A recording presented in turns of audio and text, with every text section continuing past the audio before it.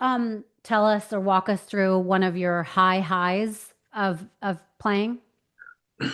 Well, one of the biggest highs was getting to the Stanley Cup Finals in 1992. Unfortunately, we lost to Pittsburgh, but to be there, scored 50 goals Mhm. that season. I was one of the few Americans ever to score 50 goals, Yeah. um, and I was the last Chicago Blackhawk to score 50 goals. I mean, it's 100 years of the Blackhawks, and only three people have scored 50 goals, and I was the last one to do it.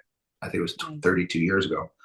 Um, Getting to the Olympics and winning a silver medal. Again, just missing out on the gold medal being in the biggest game of all time. But it was like in 1980, the Olympics, the U.S. had the biggest upset in Olympic history. And, Yeah. and that team with Mike Ruzioni. And then 22 years later, I'm sitting on the same stage that those guys kind of created for me. And we were in the gold medal game again. So it was like, we were a powerhouse. I think they were lucky in 80. A lot of people think they were lucky or very fortunate. It was the biggest upset, but we belonged there in 2002. Right. And it was like, that was like the high because we were on the top of the world. What was that like coming to play for Team USA? Because I always wonder what that's like because you're Yeah. so used to your own team and you're so against all these other players. Now you guys are forming a team against obviously other countries. What's that like? It's to put on the red, white, and blue, put on the jersey that represents your country is one thing that makes you just the feeling, the gratitude, the overwhelming sense of accomplishment is one thing, and that you're representing an entire country, not just a city. It's the massive pressure. There's no question about that. Yeah. But the guys are great guys. Like hockey guys, Rachel, are amazing people. They respect each other. They love being with each other. There's no competition between each other in terms of I'm better than you, or you have more goals than me, or I need to do better than you. It's always pushing for the same thing, and they talk the same. We love being around each other. The respect for the game is more important than the name on the back of the jersey. So for us, it was like when all of us got together as Americans, we're Americans Got it. because we had to play the Canadians and we hated the Canadians. We had to play against the Russians. We hated the Russians, right? Right. But we were always very united. And we still today, even the guys that I played with back then on that American team, they're still some of my best friends in life. Oh, good. I love hearing that. I was going to ask you if you're Yeah. still close to them. Can you walk us through what you think is the lowest low you had during your career? Whoa. I mean, it started in '96 when I got traded from the Blackhawks, but it didn't affect me until 2005, 2006, and going to the Kings. I had a I had a really really bad broken jaw, major concussion, brainstem got moved in February 2004. Broke my jaw in 28 different places. Then later, 3 months later in the playoffs, got a massive concussion again. Missed because of a lockout. Missed the entire next season. I became very angry with the league. I became more ornery because of these concussions. I had post concussion syndrome, which really put me in a bad place. And I came back in 2005, 2006, and I wasn't the same player that I was. Then moving on to 2006, 2007, where I went to the Arizona Coyotes again. Wayne Gretzky asked me to come back and play for him. And they only wanted to bring me back to sell tickets. They didn't really want me to come back so I can be an effective player on the team. Mm. And here I am at the top of my game in 2001, 2002, 2003, almost winning a Stanley Cup, dominating the league, to all of a sudden having mental issues and then diving down to where nobody wanted me in 2007. I became, I was heavily into alcohol, drugs, just doing anything that I can do to keep my mind off of the game, because here I am, have such a storied career, and now Yeah. nobody wants me in 2007. Yeah. So it was like I was going downhill, and I always make the reference that I was going downhill, kind of like leaving Las Vegas, the movie with Nicolas Cage, right? He went to Vegas to just end it, One day. you Yeah. know. through alcohol and just numbing everything.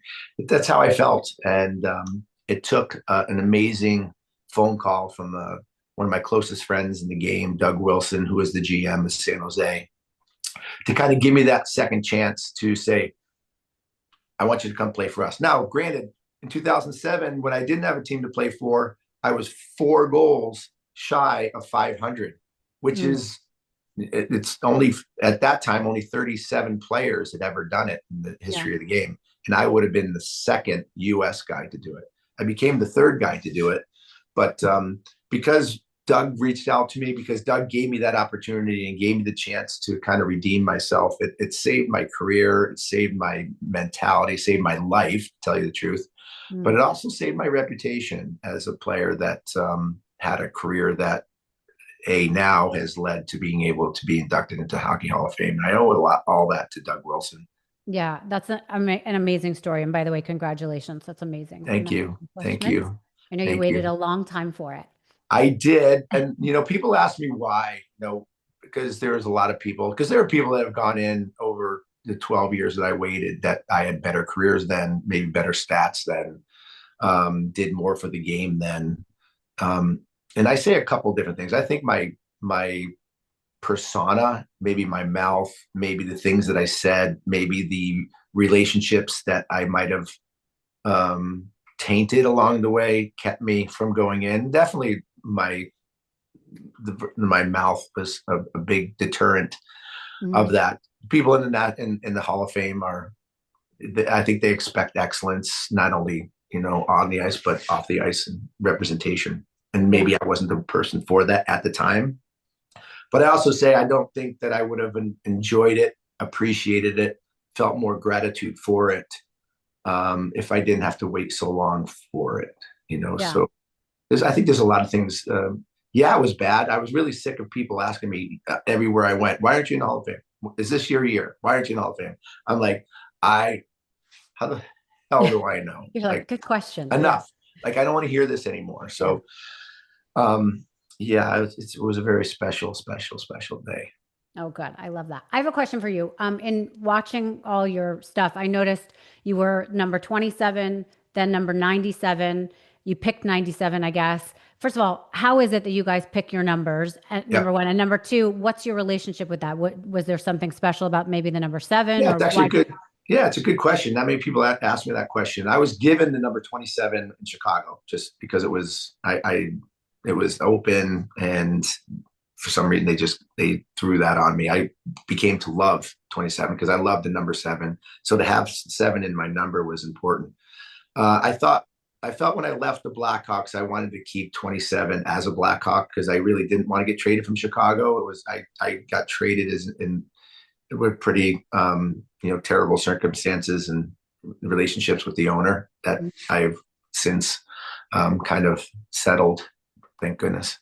But I went to Phoenix in 1997, so that had something to do with the number. There was not a 97 in the league, so I would be the only player in the league that wore 97, and my son was born in 97. So it was just, there was too many things that made me go there. Plus, Gordie Howe and Bobby Hall were 2 of my favorite players of all time. So you put the 9 with the 7. There was just too many reasons why.